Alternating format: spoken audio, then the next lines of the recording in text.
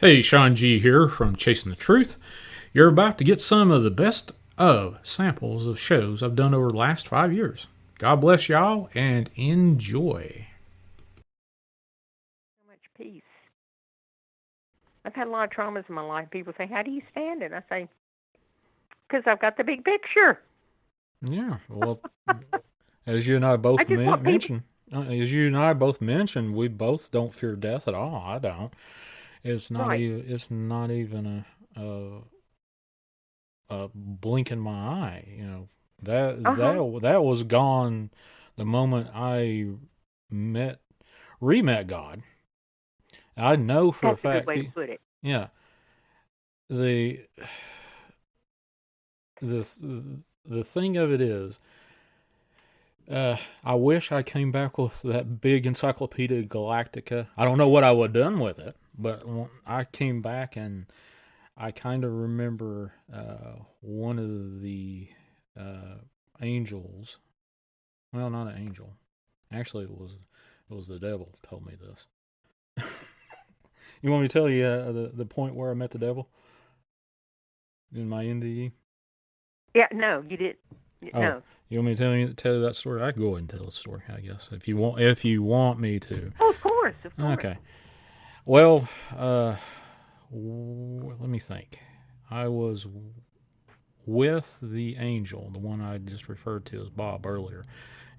For the people that are just picked up into this story at this point, uh, the angel that I met when I entered heaven in my near-death experience didn't have a name, not a verbal name to speak of. This this entity, this angel, I could feel who this angel was, and that was this angel's name or how I referenced to this angel. So I didn't really have a verbal name, and the reason I call this angel Bob is it's easy to say this is Bob, in a Yeah. storyline to reference, so I know who I'm talking about. So uh, I didn't have I during this entire instance in the NDE, except for certain parts. I didn't have a physical body, but certain aspects I did. But I met the devil, Satan, or whatever you want to call this evil thing. And the weirdest thing is, this thing was very nice, very personable, and uh, the exchange of knowledge back and forth, of having a conversation. Some of the entities and angels and stuff didn't have any trouble to give me everything that they experienced. I remember a lot of lives from exchanging this kind of information back and forth. But when I didn't have any fear of the devil, I still don't have fear of the devil. I know not to make any deals with the son of a gun, but uh, he hid a bunch of stuff. I mean, like Stonewall hid stuff from me. And I actually mentioned it. I said, "Why are you hiding stuff?" And he said, "You'll remember." And that's kind of, I don't know if that was part of the washing part. You'll remember when you need to remember is what I got from it. Hmm. And I was like, "Jeez." But I could honestly feel the deepest, darkest. Oh my! I couldn't really say if it was like having a rock in your gut, but a rock in your soul kind of deal. Uh, but it was evil. Uh, it, if I could explain what hell would be, that would probably be it. It was a deepest, darkest secret that could. It felt like the worst kind of animal that wanted to just absolutely devour you and didn't really care about you, but would play like it wanted you to come play with it, if that makes Mm. sense. Oh, that's interesting. See, people have asked me if I believe in the devil, and I said, well, there is evil in the world. Um, I I was exposed to somebody for many years in relationship that I've described as evil, and this person has been described as witty and intelligent and kind and caring. And I said, you know what? To be effective, evil has always got to have some good attributes. Think about it. If evil was always totally ugly and smell bad and was despicable, it would never accomplish anything. Evil disguises itself as being somebody kind and loving, and it's only when you get to know them you find out how manipulative they are. Evil, another attribute of evil is it's very patient. Yes. Evil doesn't matter how long it takes to destroy whatever it's set out to destroy, it will take its time. Right. Well, I've had the similar discussion with several people, and about demonic possession. I don't know if you believe that or not. I do. But whatever deal or however it got to the point where it is close to you, so close that you can't separate itself, it will be just as kind and dandy to you like the best friend you ever have. It will provide for you. It will do this. It will do that, and it'll wait till a lifetime for you. It'll wait you out because the time to it doesn't matter. It's not. It's like a blink to them. So exactly. And to exchange a little kindness to get what they were after to start off with is nothing. It's not even lint in their belly button kind of just do it as a monetary kind of deal. It's nothing to them to spend that much time in whatever it is, gold, fame, riches, whatever the exchange thing is for whatever they're after. The demon is well versed in how to do it, and they're very kind and proper. But once the deal is set to be repaid, and it's usually at your weakest point, even if it's on your deathbed, it'll come and reap from you what you agreed to. So if it's your soul, that you said, well, your soul's nothing, what has it ever done for you kind of deal, and you say, oh yeah, here you go, exchange it for a lifetime. I have heard countless stories of people that actually achieved wealth, power, and then for whatever reason that power is ebbed from them, and they wound up in either jail, prison, or worse. And it was all about demon possession. They wanted something from you, to extract something from you at a very high cost for a very low, to a demon's perspective, exchange rate, if that makes sense. I agree. Yeah. So there is something very appealing, and that's why I tell people, I say you have to be alert. Yeah, well, that's the other thing. Put your guard up. In other words, shield yourself with the power of God and Jesus Christ. Absolutely, and that's one of the things I do. I'm sure you do every day. Whenever you do it during the day, I do it every day. I pray for protection of my family that come around me. But since I've been in this podcast business, I have talked to people, and names of demons and stuff like that will pop up, and then all of a sudden, crap starts happening in my house. Stuff starts flying off the walls, or shadows start popping up in the thing, and then I'll have to start praying and then force these things out of my presence. In the name of God, in the name of Jesus, and I've done that several times, and they go. I'm not afraid of it, but I don't want these entities, things to be a part of anybody that comes into my life, physically, mentally, or spiritually, or whatever. I don't want stuff just because I've chose to talk about the paranormal, which that's one of the aspects that people don't really talk about, is the folks that actually reach out and do exactly what I'm doing, or what other paranormal people talk about on their talk shows or shows in depth. That what do they go through? How do they protect themselves from this and from these paranormal things that they talk about, and then junk starts happening in their lives? They go through financial woes, and it can manifest on all sorts of different things. But for Oh yeah. me, yeah, for me, it is the power of keeping that connection with God and praying with God, talking to Him, asking for help and divine help, divine protection for not only me. I rarely ask for anything for me. I generally pray for other people in my life and to protect them. For me, I'm not scared of it, other than it's a little bit of a nuisance to see a picture fly off the wall and break, and it happened to be a picture of Christ. Uh-oh. Yeah.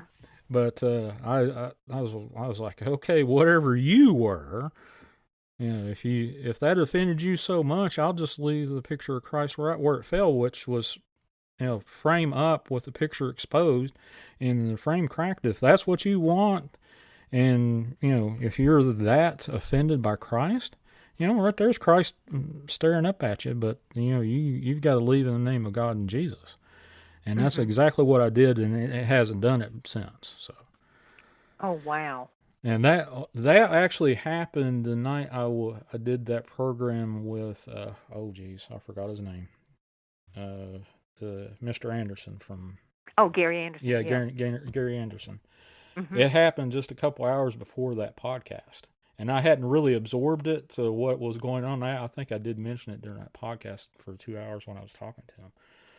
But I was actually on the phone, and I have a camera system that's set up in my house for security, but it does catch a lot of interesting things. And it caught that the actual picture of Christ was sitting on a little pedestal that was on the side of the wall. And it looked like something just took and pulled it off the wall straight down. And one nail was still in the wall, and the other nail was laying pretty on top of. There's like a little mural table that stretches between two bedrooms in my long hallway, and it was just laying there with a picture of Christ up with the frame, or not the frame cracked, the actual plate glass in the frame cracked. I just left it there, and I just shook my head, and I said a couple quick prayers. And I was actually on the phone, and I reviewed the thing, and where I'm in a wheelchair, I never touched anything. I was just going down the hallway. Didn't touch anything other than my wheels on the floor of the wood of the floor. Never bumped into anything. And as soon as I went past, and I was on the phone, and the lady I was on the phone with said, "What was that?" I said, "I have no clue." And I looked around. Yeah, I was like, "Geez." But anyway. Yeah, from my perspective, God is everything. God is, you got to keep a healthy relationship with God to protect yourself from these kinds of things, if that relates to you. Definitely, it does. And there's so much anger in the world now, which is one of the reasons I like living on top of a mountain. I go down to Atlanta, and you can almost feel the negative energy. Yeah. And when I get in my car, I picture my angels on the four fenders, the front and the back, and Lord protect me and those that I pass on the road. And I have found that if we put ourselves in a peaceful perspective, that we encounter more people in a peaceful perspective. But if you get in the car and you're all mad and you're upset, you go out on the road, you encounter more mad and upset people. Yes, I have noticed that negative feelings, negative thoughts are projected, and it catches like wildfire or a virus, and one person can say a negative thing, and the next person catches it, and they start saying negative, and it kind of builds. And I've been in conversations where that actually happens, and then I'll try to inject a little positivity or lighten the mood a little bit from it. And sometimes I can break that kind of conversation, and sometimes I can't. But if I can't, I kind of separate myself away from that conversation and just say a quick prayer over it. Right. Well, and that's when people get that way, I say that they're in their ego state, because the brain is designed to function to protect us. The limbic system, which is the hippocampus, the amygdala, a few other organs. the whole function of that part of the brain is to protect us. Like this fire, move your hand. There's a cliff, stand back. Any kind of danger. But when people are emotionally charged, that part of their brain is in full bore. I mean, it's going down the road 90 miles an hour. And that's why when someone is angry or upset, you can't reason with them, because when person is operating on high emotion, their limbic system precludes, in other words, does not allow the prefrontal cortex to be active, and that prefrontal cortex is where sound reasoning comes from. Yes, yes. Well, one of So my... there's actually a physiological reason why when people are angry you can't reason with them, which goes back to the old thing, when someone's angry you tell them, get them to count 1 to 10. Mm-hmm. Count 1 to 10. That is to get them out of the limbic area of the brain and into the prefrontal cortex where thinking occurs. Oh, so I you agree can have with a you. reasonable conversation with them. Yeah, well, one of the things when I was in healthcare, they had a de-escalation training session. When you get up against, if somebody comes up and is really irate and swinging stuff and being verbally abusive, you try to de-escalate that. And it's the same thing, count from 1 to 10. But they go through all kinds of little body language things that you do, and you watch to see de-escalation, or if it gets to the point where nothing you're going to do is going to help, to head for the hills, kind of stuff. But yeah, I agree with it. Agree with you totally in it. And one of my old hats that I used to do when I wore when I worked in the healthcare system used to be over in EEG department. So I know very well that what you said is very true about the limbic system. Mhm. Mhm. Yeah. So there's just so much that we don't know, and that's why when I talk about some of my which I don't like ESP. I wish I could think of a better term for it, but extrasensory perception, some of my paranormal experiences, and I just try to say lovingly to people, please don't judge me. You haven't walked in my shoes. And this is the life I've led, and the dreams I've had, and the visions I've had, and the knowings that I've had about disasters befalling people before they do. I said, this is the Lord's working in my life. Right. And I came. I think I incarnated this time to tell people, He really is all around us, and He is in us, and we are part of God, and He speaks to us. Don't shut Him out. He will tell you what you need to know if you don't shut Him out. Right. I agree totally. One of the people that I know is absolutely a Christian. She is one of the most gifted psychics that I've ever met in my entire life, bar none. This particular person, one night we were chatting on the phone, and I don't know why we got off on this subject, and she said, well, let me try something, and I've only known her at that time for maybe a couple months, and she had no reason or no way to know these things, but she said, if God allows me to do this, I'll share with you. And this lady went through and named my deceased grandmother, my deceased uncle, my deceased dad, my deceased grandfather's names, all of them. I mean, didn't ask me other than when she named it. I was like, oh my. Wow. And I think she even named my great grandmother on my dad's side. I think she named, and we're talking like names that you don't hear every day, like Verda and Almeida and stuff like that. And you're like, how in the heck did you come up with that? So wow. yeah, Yeah. So see, there really are people like that are connected. A lot of people call it the universal consciousness. There is a universal consciousness, but I prefer to call it God. But when you tap into the universal mind of God, then all this information is available to you. That's what it is. Yeah. I agree with Yeah, you there could be totally. somebody. There could be somebody working on a scientific experiment on one side of the world, and the same thing could be going on the other side of the world. Well, they're both connected to the universal mind, Right, right, and they're absolutely. both drawing on this infinite knowledge that's available to all of us at the same time. That's that's not that's not unusual. My twin sister, I did it a lot, but it's not unusual with twins.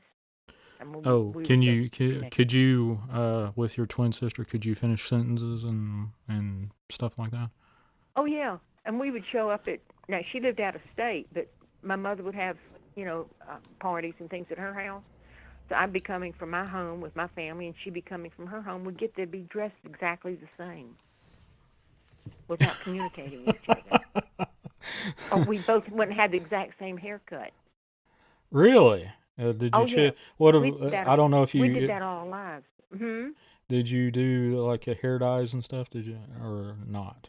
Did we do what? Did you dye your hairs the same way, or did you dye your hair at Well, we all? never dyed our hair. We're both redheads, but we would have like have a hair cut short. Back in the '80s, it was this real popular style with it cut real short and really permed, really curled tight, like a almost like an afro. Yeah. But we were redheads.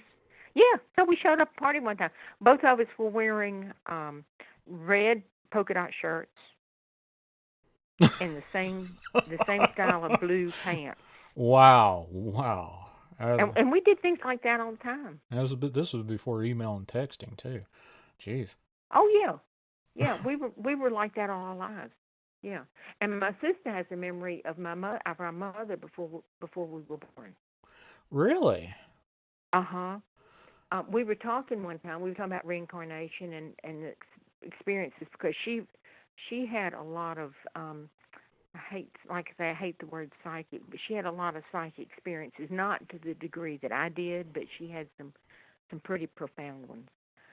And we were talking about it one time, and she said, I remember Mother's um, maternity dress, and I said, what are you talking about? And she described this dress, and when she described it, we asked my mother about it. We were probably teenagers then, and my mother said, oh, you couldn't possibly have ever seen me in that dress because that was my maternity dress, and I threw it away after y'all were born. Dang. Wow. My mother, Mary said, no, I know that dress. There's no way she could have ever seen it. She said, yeah. Mm-mm-mm. She said, remember those big crepe myrtles in the front yard? We lived on a little street called Arkway in Buckhead, which is a suburb of Atlanta. And there were these big, beautiful, crepe myrtle trees and bushes are. Mm-hmm. That when they get real big, they're like a tree. My sister said I was sitting in the top of the crepe myrtle tree, and I looked down at you, and you were wearing that dress, and it was summertime. And we were born in November. Mm-mm-mm. Of course, my mother was huge because she was having twins. Right. Oh We wow. weighed over six. We weighed 6.5 pounds each, so you can imagine how big she was. Well, I that's one of the things with where I was a respiratory therapist. I was a NICU therapist too. NIC, Oh, really? yeah, yeah. The Yeah. NICU is neonatal intensive care. Yeah. Very familiar Yeah, with it. My yeah. granddaughter was in. Yeah. The lady, I know exactly what you're talking about. How big the ladies will get when they're carrying multiples of Uh huh. babies. Yeah. It's remarkable, and you're like, oh my God, don't don't poke her. Yeah. She Right. You might look like a pop. balloon's gonna pop. Yeah, Uh huh. yeah. Yeah. It's amazing, Mhm. amazing how and wondrous and just God has to be in that because how in the world are you going to carry triplets or quadruplets and these and they Mhm. still make it through all this, you know. Yeah. Everybody will say, "Well, it's advent of plastic and all these." I was like, "Oh, please, a piece of plastic is going to keep that." It might help a little bit, but the God's got to be in there too. Oh yeah. Mhm. So Mhm. yeah, golly, gee whiz. Yeah. So my sister had very clear memories, and I was kind of jealous in a way because I didn't have that memory. Got a lot of others, but I don't have that one. Don't have that one at all. Oh But I man. wasn't gonna lie about it. I mean, I didn't have it. It was my sister's memory, but I love to tell the story because she was just so adamant and so detailed in describing this dress to my mother, and my mother said, "No, you couldn't possibly have seen that dress. I wore that the summer I was pregnant with y'all." Yeah. Hated it and threw it away because it was so big. It was like a tent.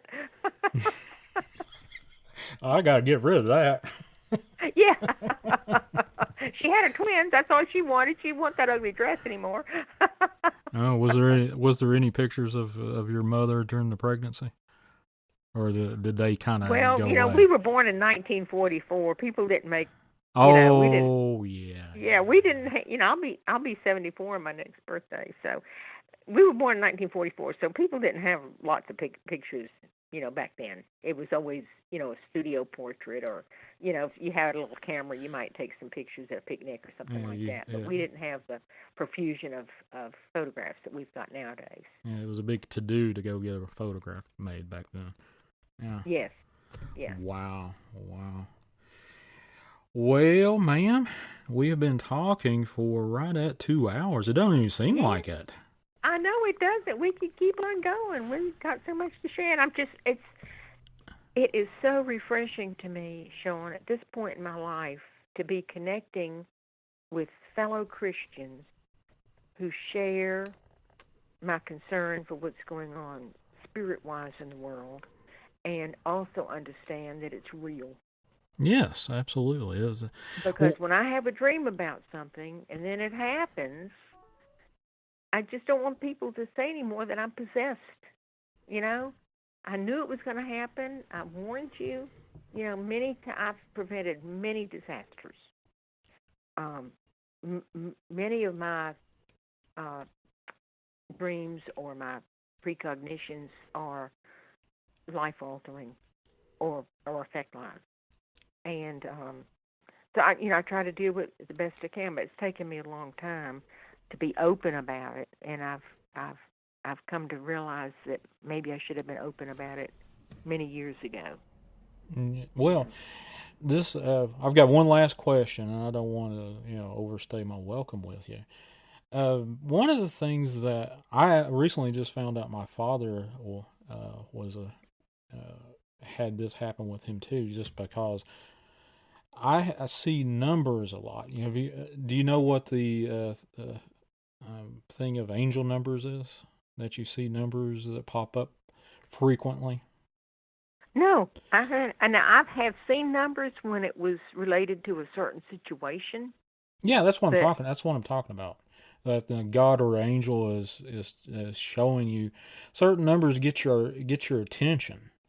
The one that pops up with me is 224, or a variant of it. And I've come to learn that when I see 224 in a variation, like 2244 or 4442 or something of that nature, I'm on the right track of doing something. Like with this podcast, first thing I saw when I accepted James's Dark Waters invitation to a podcast was 224. It wasn't on a clock. It was actually, I was reading an article along with reading his text to me at the same time. And as soon as I said yes, I saw 224, and I was like, wow. And this happened to me quite often. And I had mentioned that I think I was going somewhere with my sister, and we were in a drive-through at Hardee's. It's a fast food restaurant up here. Some of them Carl Jr.'s across the United States. And I saw 224 on a billboard, and I said, "Oh, 224." And she said, "Sean, what'd you say?" And I said, "I see 224 a lot." And she said, "Dad did the same thing. I don't know what the numbers that he saw all the time, but I was like, really? Oh, cool, I guess." Oh, how interesting. No, I don't have that. But I tell you what happens with me. I will have a premonition or a knowing about something, and my thing is I've always said the universe ratifies right thinking, and if I'm on target with that particular thing, something will happen that will ratify that idea. Right. And that happens without fail. Yep. Yeah. The universe ratifies right thinking.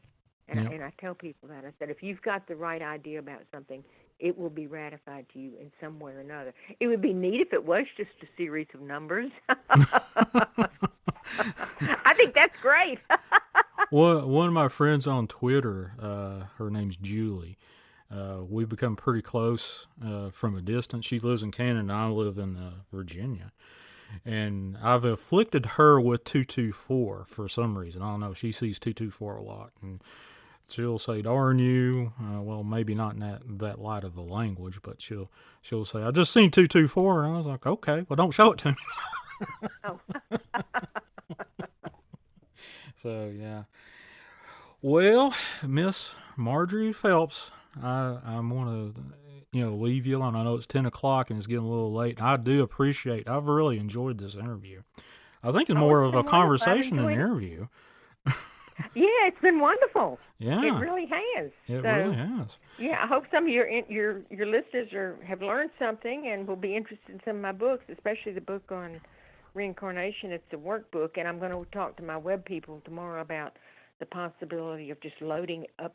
It's available in any bookstore, Amazon or Barnes & Noble or whatever, Crossing the Bridge. But I want to just make the PDF available online where people can just pay a nominal fee and, a couple of bucks and go out there and get the workbook, because I think it'll help people jog a lot of memories and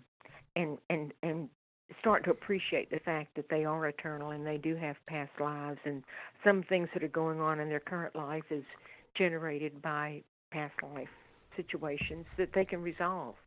Right. Well, I would like to thank my listeners for joining us with Chasing the Truth on the Dark Waters radio channel.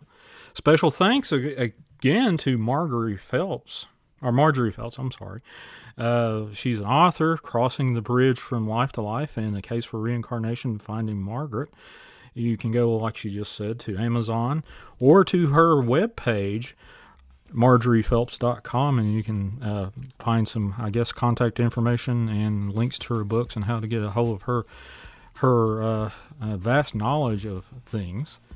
And a fellow Christian, I'm happy to say, I hope I hear from you again, man.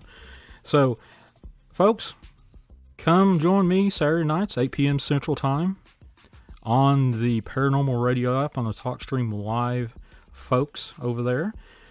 And come join me and chase the truth with me. I'll be there. I'll be chasing the truth with you, Sean.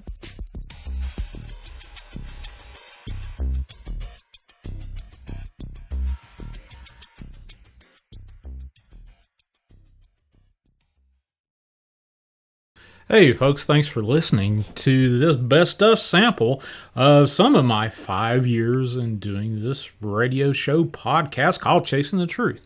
Please visit iamdarkwaters.com, or you can email me at seang@iamdarkwaters.com. And my numbers and links are in the description below. God bless y'all, and I'll catch you on the flip side.